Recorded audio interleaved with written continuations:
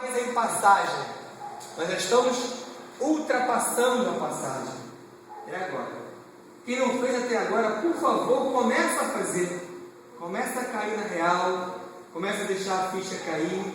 Aquele tal do que tem olhos de ver e ouvidos de ouvir, passou um pouquinho já do prazo, mas ainda dá tempo. Aliás, é um dos grandes avisos que os siderais nos dão. Os tais dos ETs, todo mundo sabe que existe, está oficializado a dessa por aí, mas todo mundo insiste em falar que é bobagem. Eles sempre falam isso, ainda há tempo. Basta que você escolha aonde? Aqui e aqui. O resgate, que é tão falado para 2012, não é um resgate só físico, de naves vindo salvar vocês dos edifícios. É um resgate espiritual. Você quer ser resgatado? Você quer ser resgatado? Não basta fazer assim. Tem que fazer aqui. Tem que agir. Colocar em prática. Tem que fazer alguma coisa para que eles te entendam e te vejam. E fazer alguma coisa por alguém. Para que esses outros que estão sem ouvir isso, sem entender isso, sem acreditar nisso, abram o coração e a mente para que alguma coisa está acontecendo. Continuando.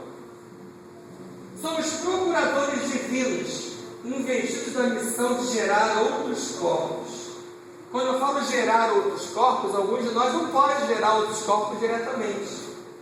Quando você adota, é uma forma de permitir que alguém que não tem família venha ter. É filho seu também. E, quando se fala de adoção, também entram dois temas super polêmicos que as pessoas morrem de medo de falar. Um é a adoção do casal homossexual. Está errado? Pensa bem. É melhor a criança lá, sem nada, sem ninguém, ou ela com família? Pois é.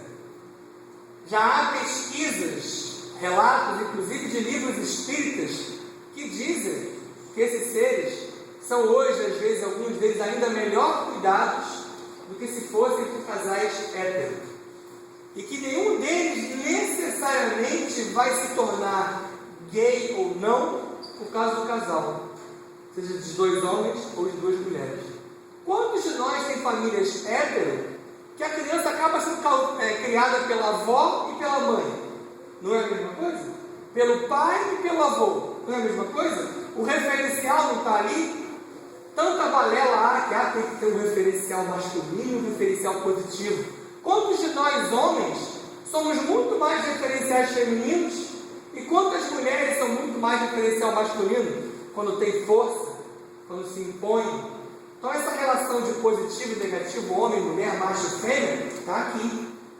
Então muito bem que a criança tenha família, um referencial. Então até a possibilidade do casal homossexual, ela é divina.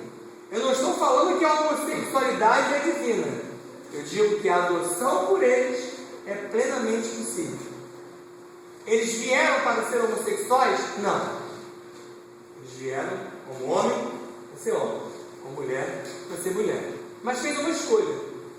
Nós não fazemos escolhas erradas em relação ao emprego, à família, ao homem, à mulher, ao dinheiro, ao investimento, ao carro, à casa. Então eles nem podem escolher errado. Se é errado ou não, eu não sei, mas é uma opção. O ser que vem com tendência homossexual, ele vem por N motivos pregressos. Ele vem hoje como mulher para ser mulher. Se ele não conseguiu isso, há uma série de explicações para levá-lo a isso. Mas ele não pode ser considerado um ser doente, menor, pequeno ou escorraçado por essa escolha. Porque nenhum de nós é preconceituosamente colocado de lado por nenhuma escolha nossa. Todos temos as mesmas possibilidades de escolha. E além da adoção por casal homossexual, tem a tal da clonagem. Que todos falam, caramba, clonagem, é coisa de ser bicho maluco. Se a clonagem não fosse divina, eles não permitiriam que nós tivéssemos acesso. Então até o clone, ali, você acha que o clone é o que? Um androide? Um ser híbrido? Que nada acontece? Não. Ele recebe também um espírito divino, que é colocado ali porque aqui não foi possível. Porque as pessoas estão cada vez mais fazendo o quê? Intensificando os métodos contraceptivos. Então, cada vez mais difícil é a mulher engravidar, por N motivos. Então, se não há mais como fazer por aqui, faz de uma outra maneira. Mas é uma reencarnação. Outro objetivo da questão sexual, como explica Jorge Andréas no livro Palingênese, e como outros vários livros explicam, livro Sexo e Destino, Vida e Sexo, tem um que é Sexo e Vida e outro que é Vida e Sexo, os dois existem, tá? E tem um chamado Espiritismo e Sexualidade, todos da linha André Luiz Chico Xavier, só o Palingênese que é do Jorge Andréas. Todos eles explicam que o sexo também é, para os seres humanos, ainda hoje, uma questão de equilíbrio energético. Nós somos seres orgânicos, inferiores, ainda em evolução. Então há um equilíbrio, o homem positivo, a mulher negativo.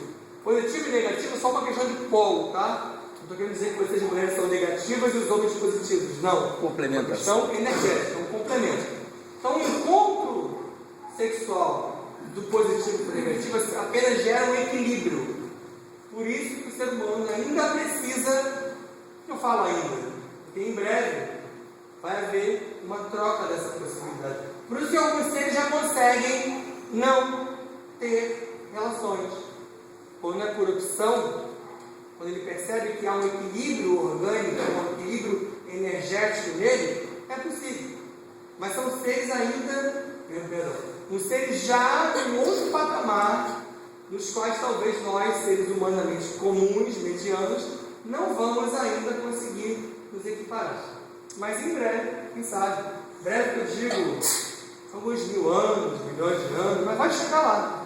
Nós estamos a bilhões nessa brincadeira, menos uns milhões, mais uns milhões, chegaremos.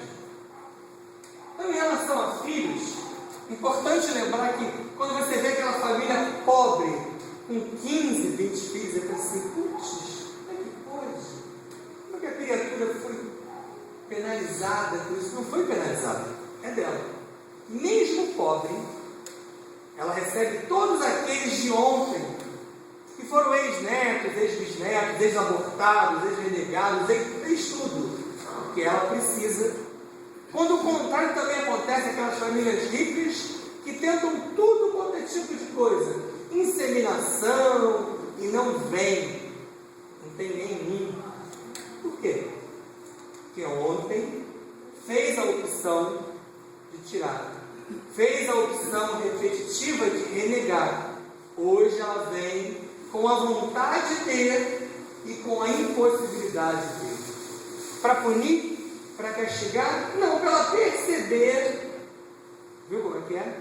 Entende agora a importância do aceitar o desígnio superior?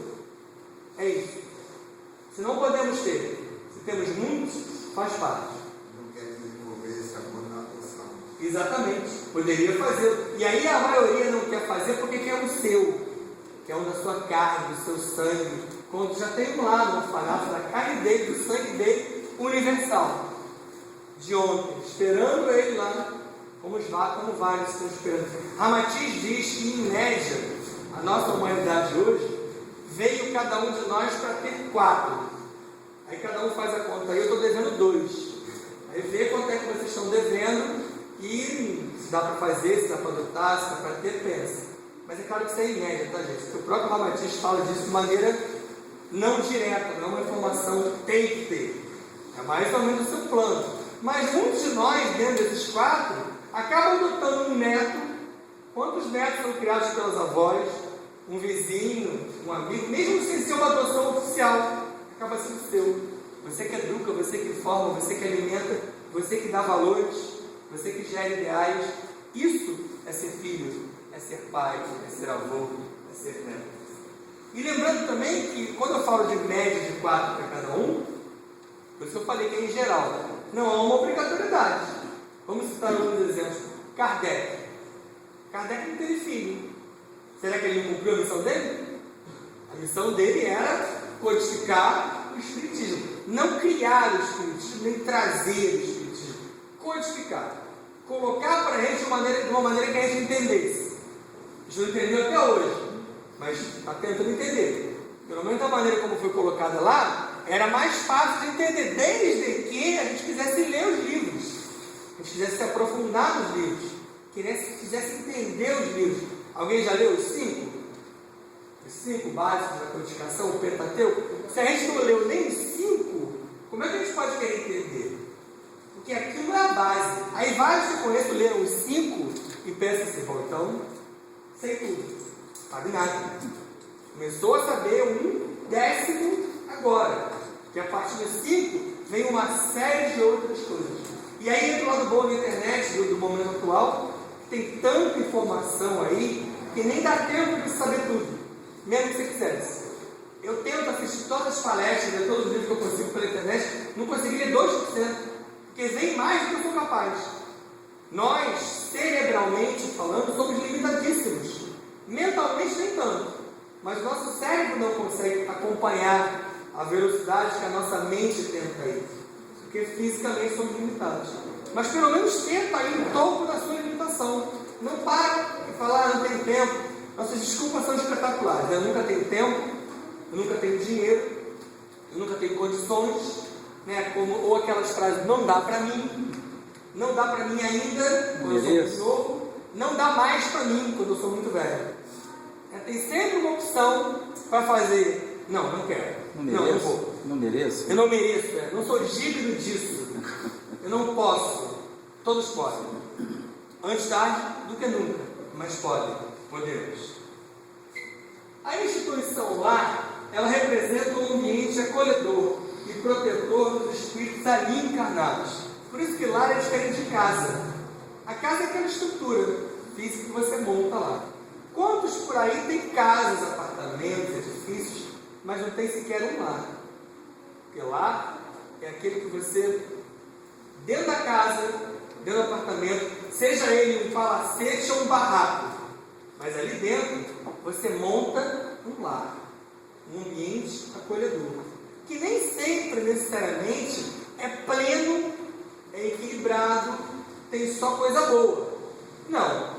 Nós conhecemos as famílias que nós temos e sabemos que ali dentro vira e mexe, mais vira do que mexe, acontece uma série de problemas, desavenças, porque somos colocados juntos com aqueles com quem mais quer os problemas vão.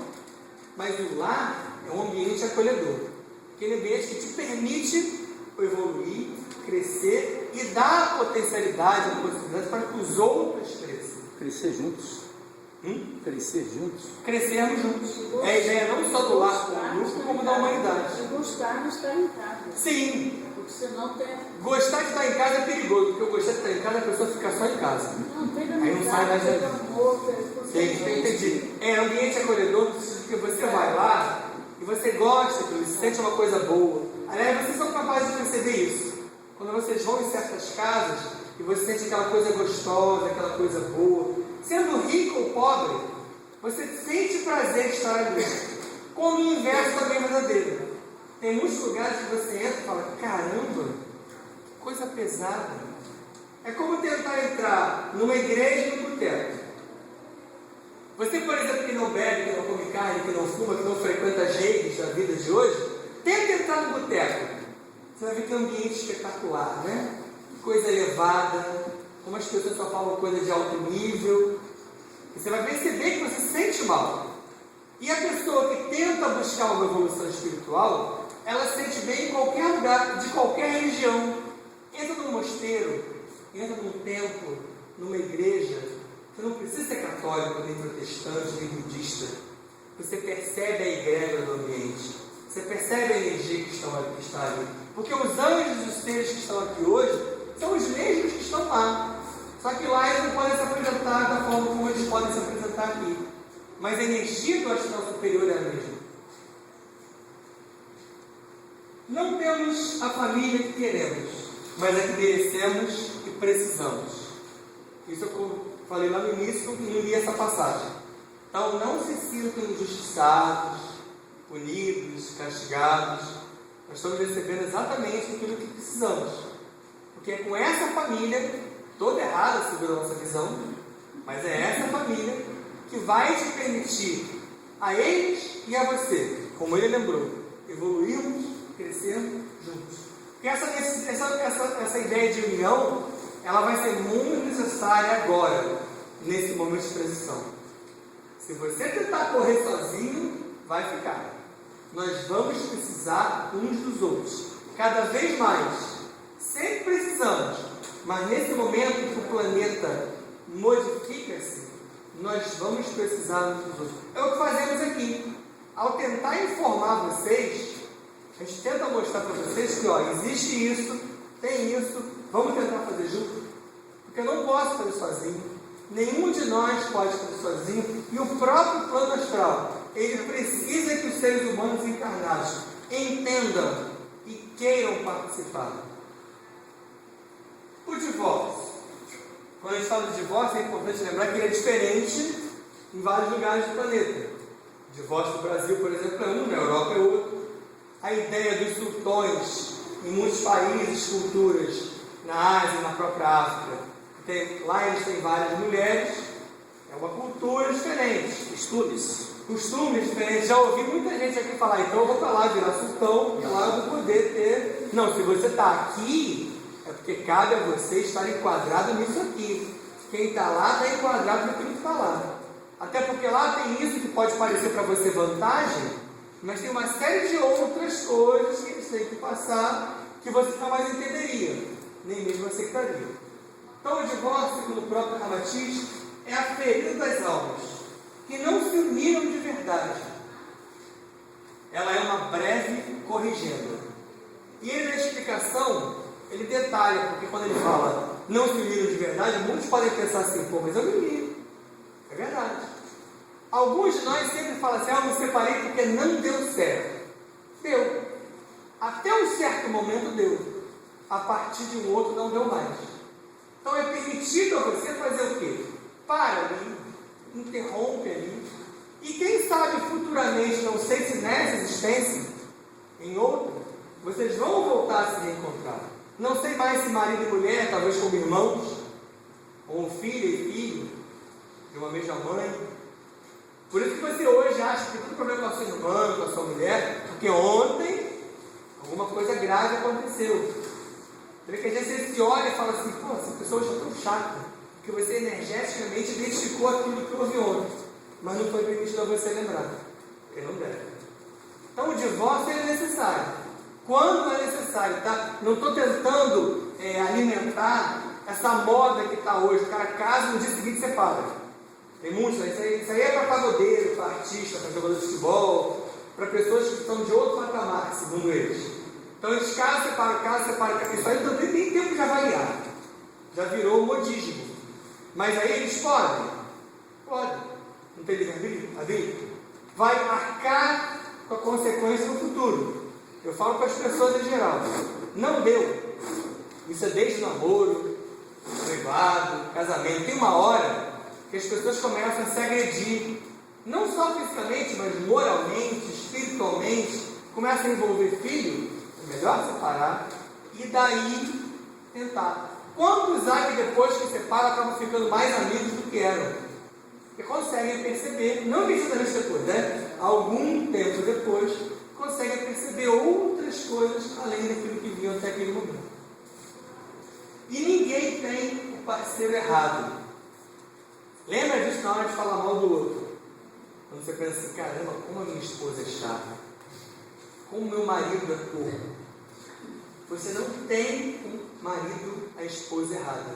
Você tem exatamente o que você precisa para aquilo que você vai fazer aqui. Chato isso, né?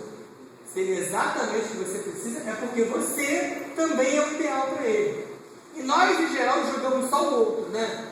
Ele está errado, ele está atrasado, ele está mentindo, e eu nunca erro, nunca me esqueço, nunca me engano, o erro é nosso.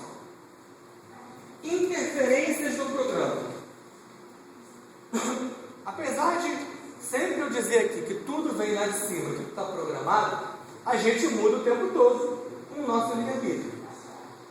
Então, uma série de interferências nesse programa da família podem acontecer. Como, por exemplo, paixões indomáveis fora do casamento. Aquela coisa que a gente quase não vê hoje, né? Família lá bonitinha, certinha, de repente a mulher ou o homem se apaixonam por alguém, esse caramba, pessoa linda, maravilhosa.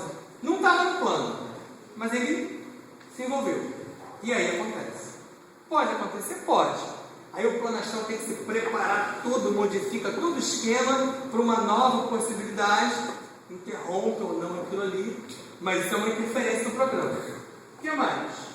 Moléstias, mutilações, acidentes podem modificar ou impedir, ainda que temporariamente, o que foi acertado no alvo. De repente o cara veio para ter uma família direitinho com uma outra pessoa, e aí ele inventou de fazer uma participação numa guerra, foi para um outro lugar e teve um problema, amputou uma perna, teve uma disfunção qualquer, e aquilo modifica o programa dele.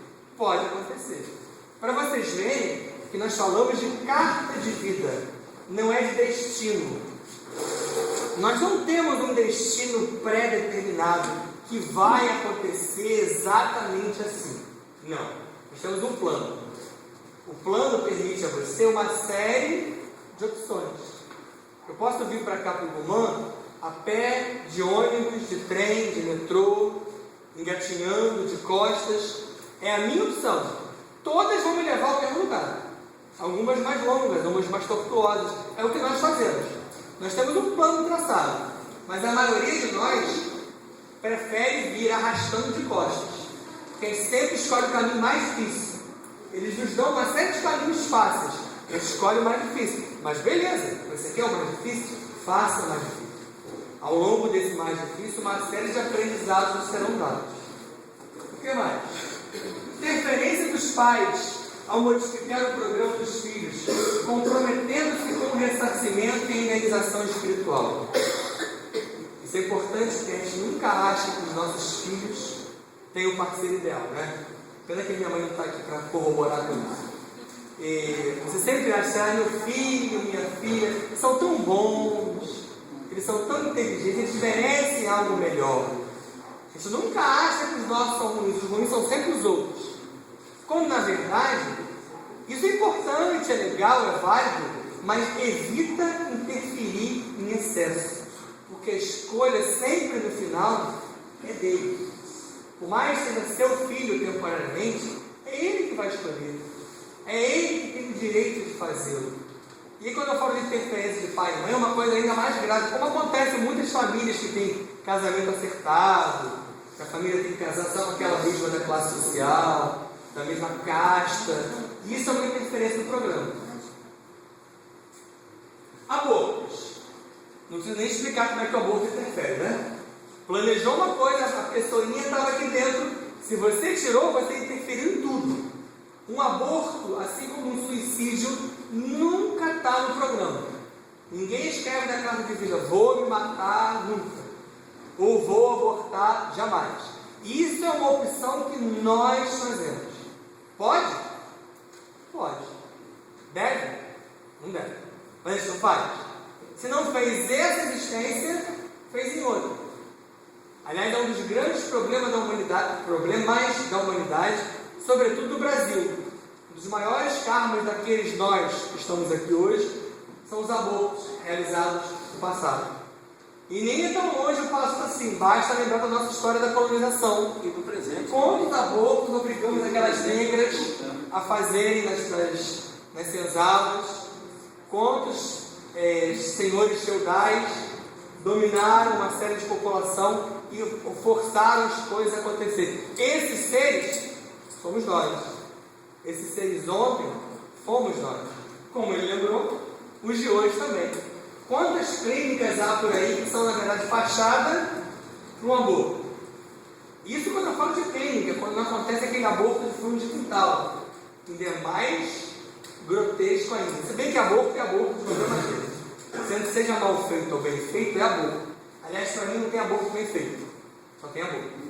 Porque algo que é feito nesse nível nunca é bem feito.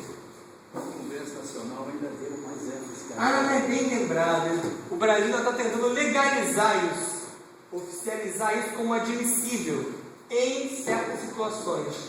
Quando em verdade, isso aqui é tema até para outra palestra, não vou estourar, a gente vai explicar futuramente para vocês, aborto é sempre aborto. Isso futuramente a gente vai falar. Modificações corporais. essas coisas que quase não acontecem hoje em dia mais, né? Mudança de sexo, ligadura de trompa, anabolizante, cirurgia estética em profusão. Tudo isso modifica o nosso corpo. Você foi feito, foi construído, foi programado pelos senhores do karma para ter esse corpo que você tem. Mais feio, mais bonito, mais alto, mais baixo, porque é o que você precisa. Só que alguns de nós insistem em modificar. Já viram como as pessoas estão fazendo tanta cirurgia hoje que não parece mais a mesma pessoa? É tanto botox, é tanto peeling, é tanto estica, que a pessoa está rindo permanentemente, né? A pessoa está chorando, está lá assim, porque está esticada, assim, porque ela mudou tudo. Aí você pensa assim, mas eu não posso dar uma melhorada? Pode. Você pode melhorar. O problema são os excessos. É aquela pessoa que começa com uma e já tem 160, que ela já mudou do couro cabeludo ao dedinho mindinho do pé, porque ela não está satisfeita com o que ela é, não está satisfeita com o que ela tem. Então tudo que você faz que modifica o seu plano é uma interferência sua no seu programa.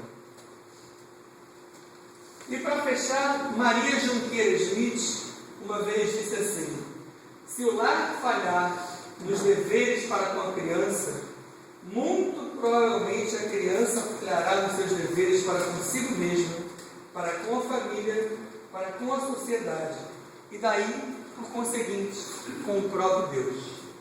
Então, olha a importância de você buscar em família educar os seus. Quando eu falo educar, não é aquela educação formal de escola. Aliás, esse é um problemão da escola hoje, é que as mães, as famílias em geral, os pais, acham que a educação é dentro da escola.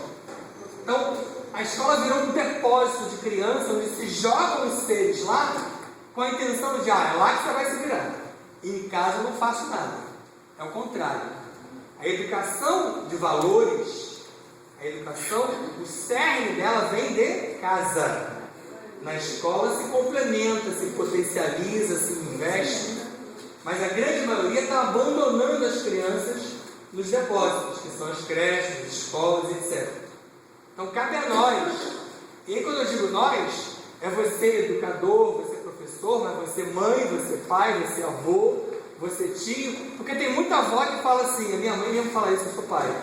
Está errado, eu cansei de brigar com ela, mas ela não entende. Ela acha que vó não educa. Vó veio para curtir o neto, então vó pode fazer uma série de coisas erradas, deseducar, ledo engano, não veio para estragar não. A avó veio para colaborar, ela faz parte daquela educação.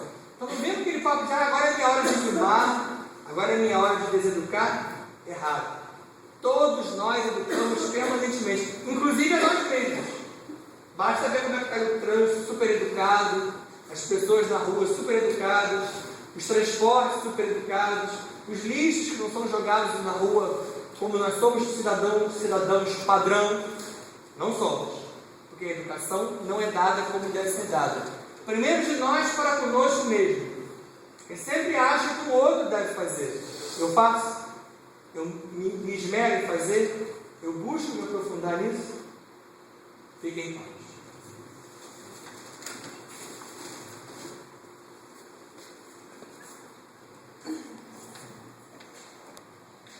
Boa tarde a todos.